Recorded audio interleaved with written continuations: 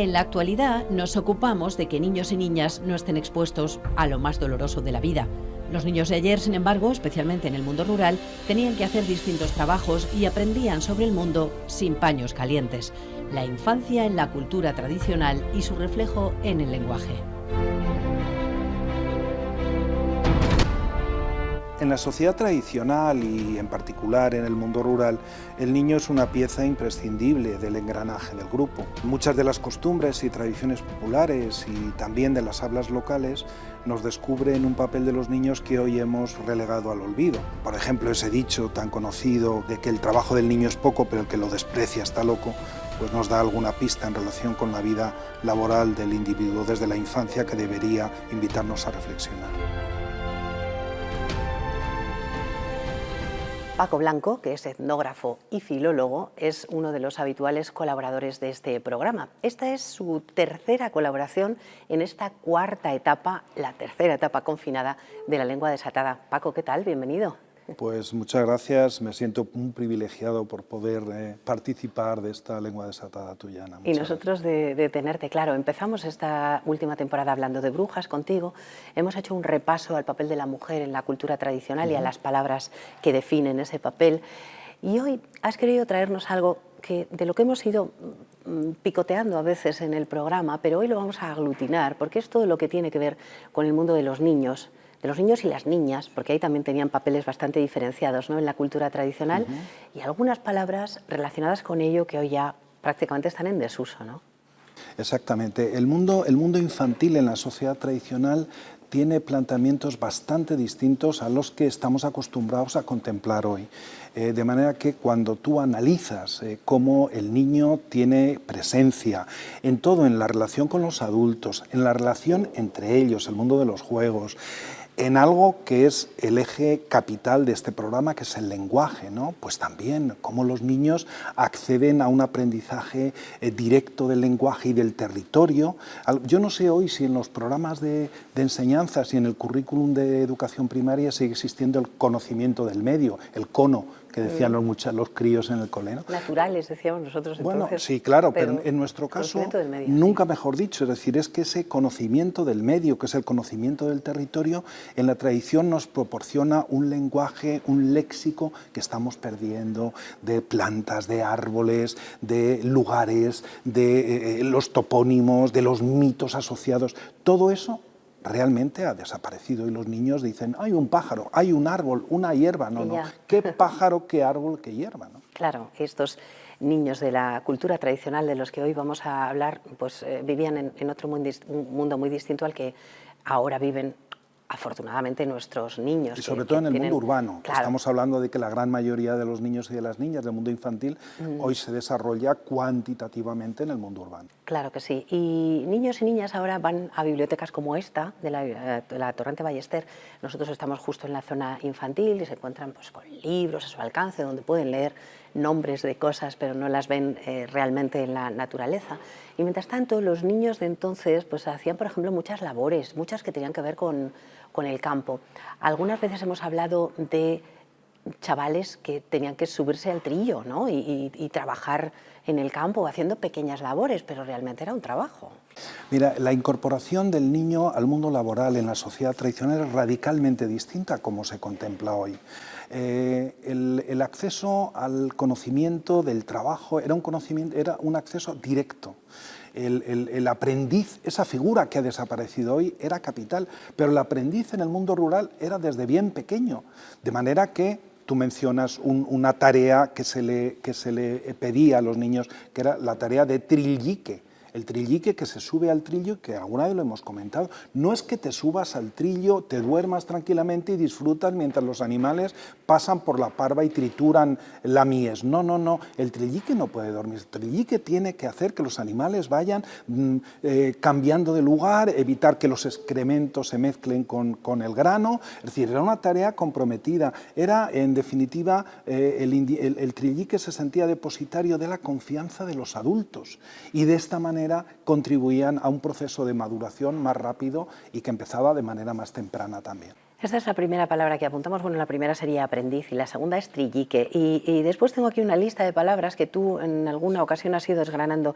Por ejemplo, el pigorro. ¿Qué es el pigorro? El pigorro es ese niño al cual también pueden ser niñas, no es exclusivo de los niños. El pigorro es el niño o niña al cual se le piden tareas muy pequeñas, pero que son imprescindibles. Por ejemplo, cuando están los segadores en el campo, hay que llevarles agua porque se les ha acabado, entonces se le lleva un botijo con agua nuevo. Bueno, pues es decir, es un nivel de responsabilidad pequeño, pero esos niveles van poco a poco creciendo. El pigorro es el que lleva la comida, el que lleva el botijo, el que hace estas pequeñas tareas que libera a los adultos de perder tiempo haciéndolas. De manera que estamos ante una manera de aprovechar al niño e, insisto, irle dando pequeñas responsabilidades que también le permiten ir observando esa práctica, esa observación directa del trabajo que le permitirá poco a poco aprenderlo también. ¿Y qué es un atarín? Los atarines y atarinas son las personas que en las cuadrillas de segadores se ocupan de ir atando los haces. Eso en una sociedad en la cual hoy ya no es que esté mecanizada la recolecta, sino que está hiper mecanizada, pues es difícil de entender. Pero antes los segadores que iban a mano con su hoz cortando la mies y haciendo pequeños montones, detrás iban las mujeres y niños y niñas haciendo este oficio. Mujeres, niños y niñas, todos son los atarines o atarinas. Cogen y con una parte o con un manojo de mies atan, ni siquiera con cuerdas, que eso ya lo hacían las máquinas, ¿no? Estamos hablando de unas técnicas. Yo de niño, cuando ayudaba a mi abuelo a segar, me maravillaba la técnica para conseguir atar con aquel manojo de mies, hacer el haz, ¿no? Bueno, pues ese es otro oficio que se les da, es un oficio teóricamente menor, pero imprescindible, claro, porque hay que ir agrupando la mies en pequeños haces. Así que todo esto lo has vivido en primera persona. ¿Has sido trillique, pigorro, atarín? Sí. ¿Has sido revecero? ¿Qué es un revecero? No, porque nunca me tocó hacer esto. El revecero es el que se encarga del revezo, es decir, de cambiar, es decir, cuando una yunta, una pareja de animales están cansados y hay que llevar otra, este recambio de la pareja es el revezo. El revecero es quien se encarga de llevar la pareja de animales que están frescos para trabajar. También el revecero es el que lleva a los animales, por ejemplo, a beber agua. Entonces, bueno, esas pequeñas tareas vamos viendo cómo entre ellas se complementan. Así que el revecero era como el que hacía el relevo, vamos, sí, ¿no? Rabadán es una palabra que tiene que ver, aquí ha salido en alguna ocasión, con el mundo de la ganadería, claro. Sí, en nuestra tierra Rabadán es el niño que sirve de ayudante del pastor, ¿vale? De manera que el pastor sería el profesional y el rabadán es el aprendiz que está a su lado viendo cómo hay que manejar un rebaño y haciendo las tareas que son propias del pastor. Cuando hemos hablado de las mujeres, sí, aquí apareció la palabra roya, que sí, es esa mujer que se encarga del cuidado de los niños. ¿También entre los propios niños hacían esa misma tarea unos con otros? Fíjate, en ese caso estaríamos más hablando de un trabajo propio de niñas que de niños. Se les encomienda a las niñas por considerar que tienen una cualificación o una tendencia innata. Tendrá que ver, si quieren, con estereotipos creados sobre la mujer, como queramos. Pero la realidad es que comúnmente el papel de roya solía ser femenino. A veces también los hombres hacen de rollos, pero no es lo común. O bien mujeres adultas, o bien niñas de 8, 9, 10 años, a las cuales se les puede encomendar con una cierta confianza cuidar de los niños pequeños. Que cuiden a los pequeños. Los vianderos y aguadores tienen mucho que ver con lo que hemos dicho antes, con el pigorro, ¿no? Los vianderos son los que llevan la comida a la gente que está fuera de la casa haciendo labores en el campo, y los aguadores, en general el aguador no es tanto el que lleva el agua como el que acarrea el agua, el que va a la fuente, o a veces van con animales, se les llevan los animales que le permite esto llevar varios recipientes, varios cántaros o varias cántaras, y generalmente el oficio de aguador también se le encomienda a los niños. Los encalcadores de cosas diversas, ya los has mencionado aquí. También me tocó. ¿También has sido encalcador? Sí, y probablemente de los oficios que yo recuerdo de la recolección es el que recuerdo con más desagrado. El encalcador es el niño, porque esto se le encargaba a los pequeños, que se sube al carro cuando ya se ha terminado, se ha trillado todo, está limpio el grano, hay que recoger la paja. Esa paja triturada con el trillo hay que subirla a un carro que tiene una rede grande para poder acopiar la mayor cantidad de paja, y es el niño el que se sube arriba y espera que los mayores, con las briendas, que son herramientas amplias para echar grandes cantidades de paja, pues va apretando, saltando, pisando la paja para que se vaya, para que entre una mayor cantidad. Yo recuerdo que además nos poníamos un saco por encima, pero no era esto lo peor de todo, porque eso al fin y al cabo es en un espacio abierto, lo hacías en la era. También encalcador es el que pisa, el que encalca la paja, pero dentro del pajar. Y dentro del pajar duro, era, ¿no?, espantoso, porque el polvillo que genera te ahogaba.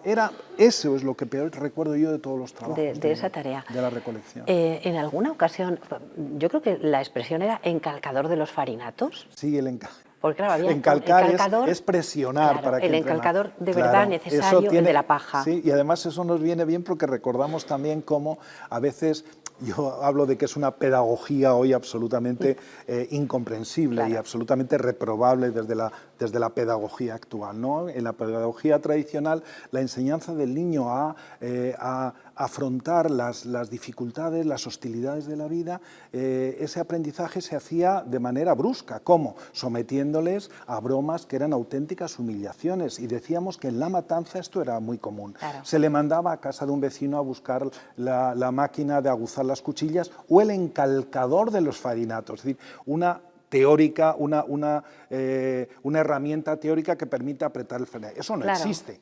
Claro, entonces, pero no es raro que los niños se lo tragasen, o bueno, claro, los niños o los adultos, porque dice, si hay un encalcador de la paja, claro, ¿por qué no va a haber de los farinatos? Claro. ¿No? El niño se lo tragaba, era sometido a una broma, a una humillación, pero insisto mucho en que también hay que entender cómo la pedagogía en el mundo rural es una pedagogía que tiene que ver con las clases populares, las clases más bajas, en las cuales hay una verdadera obsesión para que el niño pierda cuanto antes la inocencia, porque esa pérdida de la inocencia le prepara para defenderse de muchas cuestiones complejas de la vida cotidiana. Eran formas pedagógicas de su momento. Pues, aquella pedagogía, de aquella manera, ¿no? Encalcadores, vianderos, aguadores, espigadores. Yo decía que eso de vete a espigar tiene que ver con esto, porque espigar tampoco era una tarea era sencilla, pero bueno, sí, latosa, ¿no? Entonces, sí, lenta. Porque vete a espigar, es como, claro, bueno, déjame en paz, claro, vete por ahí, ¿no? Espigadores y espigadoras lo que hacían eran recorrer aquellos terrenos que han sido segados, porque siempre quedan espigas sueltas. Entonces, para llegar al máximo aprovechamiento, o bien se llevaba un rebaño que aprovechaba, las ovejas saben aprovechar bien las espigas que quedan sueltas, o bien se iba con un cesto, con un saco, cogiendo las espigas que quedaban sueltas, y que era una cantidad apreciable, es decir, no fundamental, pero ese trabajo llevaba mucho tiempo y por eso sería normal que se mandara a los niños a espigar, porque de momento te dejaban tranquilo. Claro. Bueno, entre todas estas tareas que hacían los niños, lo que estamos hablando es que enseguida se enfrentaban al mundo, que enseguida tenían que trabajar, que les hacían estas bromas pesadas un poco para que espabilaran, ¿no? Porque a los niños en ese momento se les trataba pues, de una manera muy distinta como los tratamos ahora, en la que tratamos de protegerlos, quizá en algún momento de más, cuando somos ultraprotectores. Pues, por ejemplo, a los niños procuramos no hablarles de la muerte, procuramos no hablarles de los hechos dolorosos, cosa que antes se ocurría, ¿no? Por ejemplo, la muerte se mencionaba en ese momento, esas palabras tabú sí que estaban presentes, y no solo las palabras, ¿no? También los hechos. Exactamente. Mira, la incorporación del niño a la sociedad en la que él va a desarrollar su vida era una incorporación paulatina pero integral. De manera que la incorporación al conocimiento y la experiencia de la muerte eran incorporaciones muy tempranas, muy tempranas. A los niños se les permitía, yo recordaba, alguien me preguntaba hace unos días, una estudiante que estaba haciendo un trabajo sobre el tema de la muerte en la tradición y me pedía algún consejo. Yo contaba en mi libro La muerte dormida, contaba esto que ya no lo recordaba porque desde hace muchos años, y hay un episodio que a mí me marcó de niño, niño, y es que viviendo en Salvatierra de Tormes, donde pasé una parte muy feliz de mi infancia, en Salvatierra de Tormes, pues murió un niño, y a mí mi padre, yo calculo que tendría 6, 7 años, 8 máximo, murió un niño pequeño, y mi padre me dijo que si no me importaría portar con otros niños el féretro de aquel niño pequeño, un féretro blanco y pequeño. Y a mí aquello me aterrorizó, y no dije que no, porque me dio mucho miedo, pero la verdad es que esto era muy común, el que los niños portaran los féretros de otros niños que fallecían, suponían su incorporación a la liturgia de la muerte. A los niños se les permitía acceder a los velatorios que se hacían en las casas, de manera que veían muertos. Entonces, esta experiencia de la muerte que hoy se le sustrae a los niños de manera, a mi modo de ver, muy equivocada, lo que hacía era que el niño también tuviera digamos, un sentido cotidiano, familiar de la muerte. La muerte siempre va a ser traumática, no quiere decir que con esto que estuvieran encantados, pero esa experiencia les permitía no vivir esos choques tan grandes que hoy en esta sociedad tan distinta de la tradicional se viven, ¿no? Por eso yo creo que ese aprendizaje es un aprendizaje más natural. Y cuando se hablaba de cuestiones que los niños era mejor que no oyeran, había una expresión que no sé si hemos traído ya en este programa o ha sido en otro contexto, que es esto de cuidado que hay ropa tendida, ¿no? Tendida, sí, es como una expresión en clave que los niños evidentemente conocían ya, pero entre los adultos era muy común, no, ese tema no lo vamos a tocar, entonces para decir, oye, cállate, que hay... Están los niños. Sí. Es verdad que se aplica no solo con los niños, se aplica también con adultos que entendemos que no es conveniente en que escuchen lo que estamos diciendo, ¿no? Esa expresión de hay ropa tendida es verdad que nosotros la focalizamos mucho en el mundo infantil. Los adultos no querían que escucharan, los niños que oyeran lo que se estaba hablando, temas delicados de diversa índole, y a veces los niños también se buscaban sus estrategias para que los mayores no supieran lo que estaban diciendo, ¿no? Con juegos de palabras, eso lo hemos hecho también nosotros claro, de pequeños. Además aquí hemos traído una palabra, los niños tienen necesidad de compartir sus secretos y de tener secretos creyendo que los adultos no pueden acceder o intentando asegurar que los adultos o los desconocidos no accedan a esos secretos. Traíamos una palabra, la palabra rinche, ¿no? Ese lugar secreto donde tenemos aquello que no queremos que los demás sepan dónde está, ni cómo es, ni nada. La palabra rinche, pero también yo recuerdo de niño muchas veces escuchar, esto lo oíamos más en las niñas que en los niños, cuando queríamos decir, ¿qué hora es? Por ejemplo, ¿no? Pues si queríamos que nadie se entere, decíamos, tiqué, tío, tirá, tíes, es decir, yo ahora me resulta difícil, porque claro, no tengo la cabeza, la mente preparada, ¿no? Pero el ponerle ese ti, como un prefijo de la sílaba correspondiente, esto era muy común. Y creíamos que con esto los demás no se enteraban. Mentira, ¿no? Pero esa creencia de que tenemos la posibilidad de disponer de un lenguaje, de un lugar secretos, eso es muy importante en el mundo infantil, ¿no? Y luego estaba la tradición oral de los cuentos, sobre todo, que ayudaba a fijar palabras y ayudaba también a ejercitar la memoria. Antes de empezar aquí esta conversación hemos hablado de un cuento al que le tenemos mucho cariño a ambos, seguro que muchos de los que están en casa, que es, yo lo llamo el gallo Quirico y tú el gallo Perico. Perico, ¿no? Sí, quizás el nombre más conocido, pero tiene ciertas variantes, tanto en el nombre como en el desarrollo. Mira, la literatura, lo que sería el folclore literario infantil, es enormemente rico, porque hay que combinar las trabalenguas, los acertijos, las adivinanzas, los cuentos, y los cuentos no solo son, entendemos este que tú mencionas, que es realmente un recurso memorístico, es para potenciar la capacidad, para entrenar la memoria, ¿no? Entonces es el más conocido, el cuento Perico, el cuento Quirico, que iba a la boda de su tío Tirulico el Chico, se encontró con un excremento, dijo, si pico, me unto el pico, y si no me voy con hambre. Picó y se untó el pico. Siguió más adelante y se encontró con el agua, por ejemplo. Bueno, ahí vas incorporando el agua, la oveja, el lobo, el perro, no sé qué. El fuego, claro, y tienes que el palo, el fuego, y vas incorporando todos y tienes que irlos recordando. Seguro que la mayor parte de la gente que nos escucha recuerda alguna variante o versión de este cuento que, insisto, tenía esa función, como han tenido la función de favorecer eso que ahora se llama la psicomotricidad, pequeños cuentos breves. Probablemente el primer cuento que se le cuenta a un niño es el de los 5. Ya el niño hace los 5 lobitos, no se entera, pero nosotros, con nuestra forma de contarlo rítmica, hacemos que el niño presta atención al movimiento de la mano, 5 lobitos tenía la loba, etcétera, y un poquito más adelante ya nos atrevemos a crear personajes con la mano. Este fue a por leña, este la cortó, este se encontró un huevo, este lo frió y este, como era el más gordito, se lo comió, o al revés, ¿no? Este, como era el más pequeño. Bueno, estamos poco a poco progresando en el conocimiento de la narrativa y cómo esta narrativa también tiene utilidad. Pensamos que en la sociedad tradicional todo era demasiado no sé, que no tenía una función específica. Todo tiene una función específica en el mundo tradicional, desde estos pequeños relatos al conocimiento del lenguaje, del léxico, como estamos viendo. Pequeños juegos de palabras, expresiones, acertijos, trabalenguas, cuentos, todo eso también está en el aprendizaje de la lengua de los pequeños y en el aprendizaje de la vida.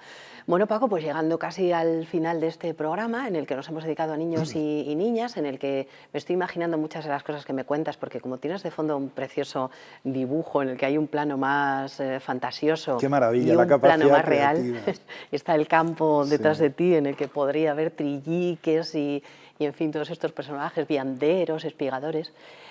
Pues ya llegando al final, voy a pedirte, como siempre, que nos traigas una recomendación de un libro, a ver qué nos has traído hoy. Pues mira, siguiendo un poco en la línea de los últimos encuentros, yo creo que es bueno que la gente conozca que hay una bibliografía que nos puede llenar el interés por ciertos temas que vamos tocando. Hoy hemos mencionado, aunque sea de pasada, la importancia de los acertijos y de las adivinanzas. Hay unos autores, los más reconocidos en este país, que son José Luis Garfer y Concha Fernández. Ambos han escrito diferentes versiones y diferentes ediciones del Adivinancero Popular Español, muy interesante, porque además han hecho un trabajo de recopilación de adivinanzas populares. También tienen un volumen de acertijero, que hay alguna pequeña diferencia, pero la adivinanza va más en la línea de aquello que tiene una rima, que está pensado casi más específicamente para los niños. Los acertijos se piensa un poco que pueden ser más no tiene por qué tener esa rima, y que además es más abierto a otro tipo de personas, a más adultos, adolescentes. Pero bueno, ese Adivinancero Popular Español la gente lo va a disfrutar, porque las adivinanzas, al menos a mí me pasa, producen una seducción muy singular, ¿no? Así es, incluso cuando somos mayores, o sea, de niños por supuesto, pero de mayores también. Bueno, Paco, y lo que yo llamo palabra chunga, la palabra negativa que hoy queremos destruir ahí con nuestra destructura de palabras. No es que sea una palabra espantosa, pero en la medida en que tiene que ver con los niños y en la medida en que a veces hablamos de cómo esta sociedad, y yo muchas veces he tenido 2 hijos y me ha preocupado, pues como a todos los padres les preocupa, la educación, ¿no? Yo hoy, cuando observo a los niños estos berrinches que depende tal, recuerdo una palabra muy sonora, que es la palabra remosqueta. Remosqueta. Le dio una remosqueta, es un cambio brusco de temperamento, de sentimiento, que hace de enfado, es un enfado de repente. Bueno, pues esa remosqueta, que me parece que es algo que a los niños hay que acostumbrarles a controlar y que no puede uno permitirse, por ellos mismos. La remosqueta es una rabieta, ¿no? Es una remosqueta. Sí, no necesariamente esa rabieta tal como la entendemos de gritar, de chillar, sino ese cambio repentino que a veces desemboca en la... Sí, que te da un aire por lo que sea y te entonces, enfadas, bueno, y a la si te parece, en cuanto que... a veces es una palabra que me gusta mucho, es muy sí. pero no me gusta lo que significa. Podría estar aquí, pero no nos gusta lo que significa. Si te parece, claro. si le parece a los así espectadores... que la vamos a triturar. La trituramos. Remosqueta. Yo no la había oído, Paco, así que a partir de ahora aquí también... Queda. Si puedo utilizarla en algún momento, lo haré. Y vamos a ver cuál dejamos en nuestra caja de palabras bonitas. Pues bueno, hablábamos antes de cómo los niños aprenden a conocer el medio, ¿no? Y lo importante que es que sus padres y sus abuelos les enseñen la diversidad de un léxico que afecta al territorio, al entorno, ¿no? Bueno, pues como estamos en época de ello, voy a traer una palabra muy de Salamanca, que es la palabra regajo. Regajo. ¿Qué es el regajo? Si yo digo que es la pamplina o es la maruja, enseguida lo van a entender todos los espectadores. Esa ensalada que con estas lluvias, hasta que, en fin, llega la primavera y entonces se abren las flores y ya no, esa hierba ya no está. Bueno, pues la palabra regajo, si te parece, es la que aportamos, teniendo en cuenta que nos invita también a conocer. Mira, ahí, por ejemplo, me acordaba, decir, antes de entrar, me recordaba dos palabras que por mi pueblo, que es de la zona de la Raya, se utilizan para hablar de los vencejos, que es la palabra arricángel y la palabra guirri, que es lo conocerá poco, Arricángel y Guirri, ¿no? O en mi pueblo, en Pedrosillo de los Aires, donde tengo la casa, no nací ahí, pero también es otro de mis pueblos, se utiliza mucho la palabra dolonsilla para hablar de las comadrejas. Bueno, pues esos lenguajes, esos léxicos vernáculos, también, si me permites, invito a reivindicarlos hoy con esta palabra, con este regajo. Claro, cómo no, es lo que siempre hacemos en este programa y lo que hacemos especialmente en este espacio con Paco Blanco, siempre dedicado a la cultura tradicional, con todos estos flecos que nos deja en el ámbito lingüístico.